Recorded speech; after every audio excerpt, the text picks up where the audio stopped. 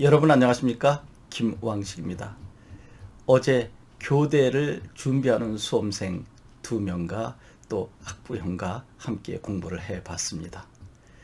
제일 먼저 저에게 질문하는 것이, 특히 어머님들의 질문은 올해 무엇이 나올 것 같습니까? 라고 하는 것입니다. 즉 예상 문제를 예측해 달라라고 하는 거죠.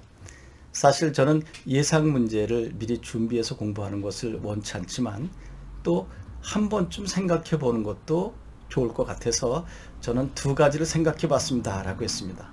여러분은 올해 무엇이 나올 것 같습니까? 저는 첫째, 코로나에 관한 것, 또 두 번째는 유튜브 방송에 관한 것이 나올 것 같다라고 했습니다. 그러면 코로나에 관한 것은 무엇이 나올까요? 그것은 대학의 교수님마다 문제 유형이 다를 수 있겠지만, 제일 중요한 것은 코로나가 발생하게 된 원인이 무엇이라고 생각하느냐라고 하는 질문이 나올 수도 있겠죠.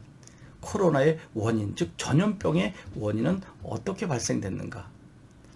또 하나는 그러한 코로나와 같은 전염병에 대한 예방책이 있다면 무엇인가? 또 코로나가 발생된 이후에 자네가 교사라고 했을 때 학생들에게 어떤 지도를 할 것인가 등등의 다양한 문제가 나오겠죠. 또 코로나 확진자가 자네 학급에 생겼을 때 그 학생들을 위해서 자네는 무엇을 어떻게 할 것인가? 코로나에 관한 문제 하나만으로도 수십 개 유형의 답변이 있을 수 있겠죠. 물론 문제에 따라 최적화된 답을 해야 되겠지만요. 그 다음에 유튜브 방송입니다. 요즘은 여러분 TV를 보지 않는다고 합니다. 우리가 지상파 방송도 종편으로 밀렸다라고 했는데, 이제는 종편도 모두 유튜브에 밀릴 정도입니다. 몇 년 전까지만 해도 많은 학생들이 네이버에서 지식인을 검색했는데, 한 작년부터인가요? 1년 차이로 네이버의 지식인을 보지 않는다고 합니다. 블로그도 보지 않고 모두 다 유튜브를 통해서 해결한다고 합니다. 세상 많이 달라졌죠. 여러분, 구글에서 최고의 수익을 올리는 것이 바로 유튜브 방송으로 얻어내는 수익금이라고 합니다. 우리나라에도 유튜브 방송을 해서 1년에 120억 정도 버는 주부가 있다고 하는데, 가히 놀랄 만한 일이죠.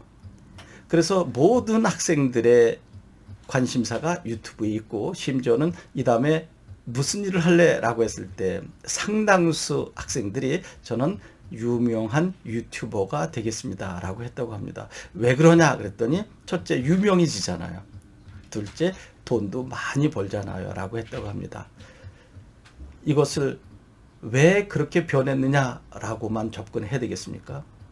그렇게 변할 수밖에 없는 이유 원인을 이전에 이야기했었던 코로나처럼 접근해 갈 수 있어야 되겠죠. 왜 유튜버가 이렇게 등장할 수밖에 없었는지, 그러면 유튜브의 긍정, 부정적 측면은 무엇이 있는지, 만약에 부정적 측면이 이런 것이 있다면 거기에 대한 예방책을 어떻게 만들어 갈 것인지, 또 자네 학급에 담임이 되었을 때 대부분 학생들이 저 유튜버가 될 거예요 라고 했을 때, 그래 유튜버 좋은 거니까 한번 해봐 라고 지도할 것인지, 아니면 다른 방향으로 진로를 정하도록 도울 것인지 쉽지 않죠 여러분. 과거에는 게임에 중독됐다 그랬는데, 이제는 게임에 중독된 것이 아니라 유튜브 시청에 중독됐다라고 할 정도입니다. 뭐 먹방에 관한 것, 또 학생들이 봐서는 안 될 위험 수위까지 넘나드는 유튜브 방송, 이제 이런 것들은 역기능이 될 수 있겠죠. 여러분, 제가 두 가지를 제시해 주었습니다. 그랬더니 학생과 부모님께서는 너무나 막연합니다 라고 합니다. 구체적으로 이런 문제가 나왔을 때 서론, 본론, 결론이라든지, 아니면 도입, 그 다음에 중간, 그리고 마지막 결말 부분을 어떻게 내려야 되는지 한번 작성해 주시겠습니까? 라고 해서 저는 거기서 난색을 표명했습니다. 여러분들은 예상되는 문제를 놓고, 물론 처음에 어떻게 들어가야 되고 또 중간은 어떻게 전개하고 마무리는 어떻게 지어야 되는지 매우 중요한, 즉 서론, 본론, 결론의 3단 구성이 될 수도 있겠죠. 그런데 반드시 그렇게 기서결, 서론 본론 결론으로만 접근할 것은 아닐 것입니다. 단지 저는 2단 구성도 가능하죠. 저는 이 부분을 이렇게 생각합니다. 왜냐하면 이러이러한 이유 근거가 있습니다 라고 이야기를 해도 괜찮겠죠. 그것은 교수님의 표정을 봐가면서 해야 됩니다. 간단 명료하게 이야기하기를 원했는데 길게 했다 그러면 교수님께서 됐고 다음으로 그렇게 끊는다면 여러분 거기에는 감점이 작용되지 않을까요? 그래서 교수님의 눈치를 보고 요것은 내가 2, 3분 정도 이야기해도 돼야 되겠다.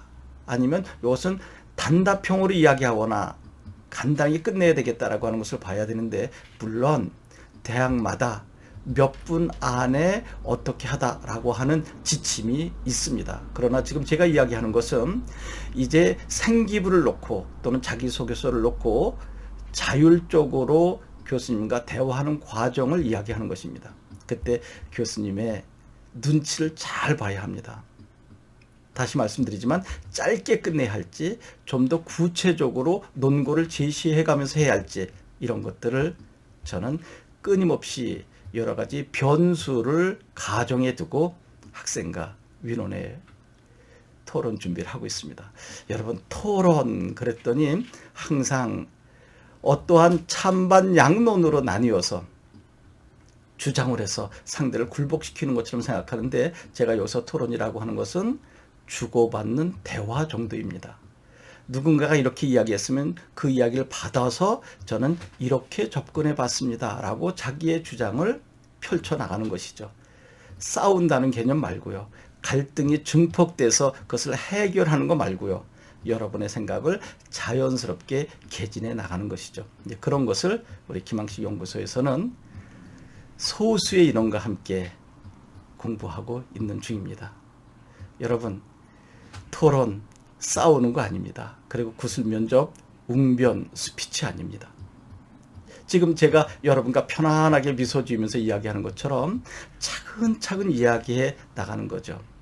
그래서 예상 문제를 여러 개 뽑아서 그것을 준비하는 것도 물론 수험생으로서 성실한 자세이기도 하지만, 그것보다 더 중요한 것은 어떤 문제가 나올지라도 거기에 관한 여러분 나름대로의 생각, 물론 문제가 발문이 주어진다면 거기에 대한 최적화된 답변을 하면 되겠지만, 자율적으로 대화할 때는 여러분들의 생각을 편안하게 마치 부모님과 대화하듯 이야기하면 되는 것입니다. 그런데 제일 먼저 저에게 이야기하는 것이 선생님 너무나 떨려요. 면접관 앞에 오게 되면 머리가 하얘져요. 당연하죠. 여러분들이 12년 동안 수능 준비를 하면서 필기시험 준비를 하면서 언제 토론 교육을 해봤고 대화식의 수업을 해봤겠습니까? 그러나 여러분만이 아니라 여러분과 함께 교대를 지원하는 수험생들 모두 같은 위치 아닐까요? 그래서 짧은 시간이지만 이렇게 했으면 좋겠다라고 하는 부분을 여러분들에게 지침을 드리면서, 그리고 여러분이 스스로 해결할 수 있도록 돕는 것, 이것이 제가 여러분들을 도와드리는 구술 면접의 학습 방법입니다. 이제 예상 문제를 뽑아서 준비하는 것보다 어떤 문제가 나와도 자연스럽게 답변할 수 있는 훈련이 필요하겠죠. 그것을 차근차근 여러분들과 함께 연구해서 또 도와드리려고 합니다. 여러분 언제든지 궁금하신 것이 있으면 제가 번호를 공개하고 있으니까 그 번호로 전화 주시면 제가 직접 여러분들과 소통하면서 또 위로는 드릴 수도 있습니다. 자기소개서 때에는 제가 직접 지도하기보다 전화로 저하고 소통한 분들 참 많으실 겁니다. 그래서 많은 분들이 참 고마웠습니다 라고 이야기를 했고요. 실제로 한 10명 정도 학생들은 실제로 자기가 작성한 것을 유사도 검사에 걸릴 수 있는 것 같다라고 하는 요소가 있는 것을 제게 카톡으로 보내서 점검해 보기도 했습니다. 저를 믿고 보내주신 그 학생, 저는 매우 고맙게 생각합니다. 자기 소개서를 쉽게 공개하지 않거든요. 물론 저도 그것을 절대로 세상에 공개하지 않겠지만요. 여러분, 늘 제가 부족하지만 여러분 곁에서 도우려고 하고 있으니까 언제든지 연락 주십시오. 힘 닿는 데까지 도와드리도록 하겠습니다. 여러분 고맙습니다.